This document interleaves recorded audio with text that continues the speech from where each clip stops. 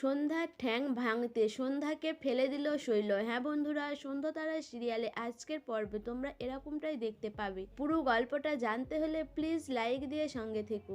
মাঠান সন্ধ্যার উপর খুশি হয়ে মাঠানের সব দায়িত্ব দিয়ে দিল সন্ধ্যার উপর। মাঠানের চেয়ারে বসিয়ে সন্ধ্যাকে বরণ করে নিল মাঠান।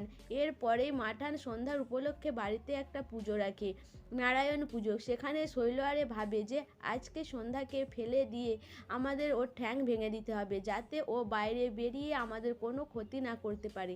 আর বাড়ির ছেলেরা থাকতে একটা বাড়ির বউ কেন সেই দায়িত্ব নেবে? এদিকে প্রধানমশাই ভাবে আমার এতদিন শত্রু ছিল শুধু বিজয়া, এখন এসে দাঁড়িয়েছে সন্ধ্যা। আমি সন্ধ্যাকে এবার ছাড়বো না, আমার পথের কাঁটাকে আমি তুলে ফেলে দেব। এরপরেই ওরা সবাই মিলে প্ল্যান করে যে সন্ধ্যাকে যদি মাথায় মারা হয় আবার স্মৃতিশক্তি ফিরে আসতে পারে, এমন কিছু করতে হবে যাতে সন্ধ্যা বাড়ি থেকে বেরোতেও না পারে আর আমাদের কোনো ক্ষতি না করতে পারে। এরপরে শৈল বলে যে সন্ধ্যাকে ফেলে দিয়ে ওর ঠ্যাং ভেঙে দিতে হবে। ও ঠ্যাং ভেঙে ঘরে বসে থাকলে তাহলে আর কোনো কিছু করতে পারবে না। এরপরে সন্ধ্যার পায়ের যন্ত্রণার জন্য সে পা ধরে বসে থাকে। আকাশ এসে সন্ধ্যার পা টিপে দিতে চায়, কিন্তু সন্ধ্যা বলে সব সময় আমাকে ছোঁয়ার জন্য তুমি ছল করতে থাকো, আমি তোমাকে কিছুতেই পা টিপতে দেবো না। এরপর সন্ধ্যার পেছন পেছন আকাশ ছুটে। আকাশ সন্ধ্যাকে ধরতে না পেরে বসে পড়ে। সন্ধ্যা এসে রান্নাঘরে হাজির হয়। সেখানে শৈল আর পিসিমা রান্নাঘর পরিষ্কার করার কথা বলে। তারা বলে যে আমরা রান্নাঘর পরিষ্কার করব, আর এটা ভাবে যে সন্ধ্যাকে এখানে ডেকে এনে সন্ধ্যাকে ঠেলে দেব সাবান জল ফেলে দিয়ে। এরপরেই সন্ধ্যা এসে হাজির হয়। তারা ভাবে যে মেঘ না চাইতেই জল।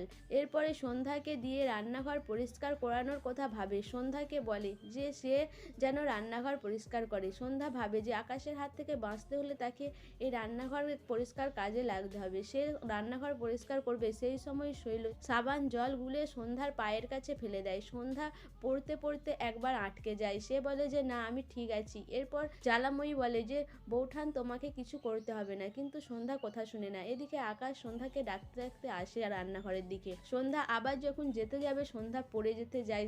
আকাশ এসে সেখানে শুয়ে পড়ে। সন্ধ্যা তার গায়ের উপর পড়ে যায়। সেটা দেখে শৈল বলে যে এবারেও আমাদের প্ল্যান সাকসেস হলো না, আমার দিকে এটা করতেই হবে। সন্ধ্যা উঠে পড়ে আকাশের উপর রেগে যায়, বলে আমাকে পড়তে দিলেন না কেন? আপনি আমার কেন গায়ের উপর পড়েছেন? আকাশ বলে আমি কিছুতেই তোমাকে পড়তে দেব না। এই কথাটা শুনে সন্ধ্যার মাথায় জেদ চেপে যায় যে সে নিজে নিজেই পড়বে, আর পড়বে বলেছে পড়বেই। এই আকাশ কিছুতেই সন্ধ্যাকে পড়তে দিতে চায় না। এদিকে সন্ধ্যা আবার সিঁড়ি থেকে নামতে গিয়ে আকাশকে বলে এই পড়ছি। শৈল আর পিসিমা বলে এবার যদি সন্ধ্যা পড়ে আমাদের উপর আর দোষ চাপবে না, নিজের পা নিজেই ভাঙবে। কিন্তু কাকিমা এসে আবার সন্ধ্যাকে বাঁচিয়ে নেয়। এদিকে আগামী পর্বে দেখায় যে সন্ধ্যা ঘর জুড়ে খাটের উপর একা শুয়ে থাকে। আকাশ শুতে এসে ভয়ে ভয়ে সন্ধ্যার পাশে শুতে পারে না। সে মাদুর নিয়ে নিচে শুতে যাবে, সেই সময় সন্ধ্যার ঘুম ভেঙে যায়। আকাশ ভয়েতে খাটের নিচে ঢুকে যায়। সো বন্ধুরা, শৈল আর পিসিমা যে প্ল্যান করেছে সন্ধ্যার পা ভাঙার, তারা কি তাতে সাকসেস হবে? তোমাদের কি মনে হয়? অবশ্যই আমাকে কমেন্ট করে জানাবে। আর আমার ভিডিওটা ভালো লাগলে প্লিজ সাবস্ক্রাইব করে দিও, আর লাইক কমেন্ট শেয়ার করো।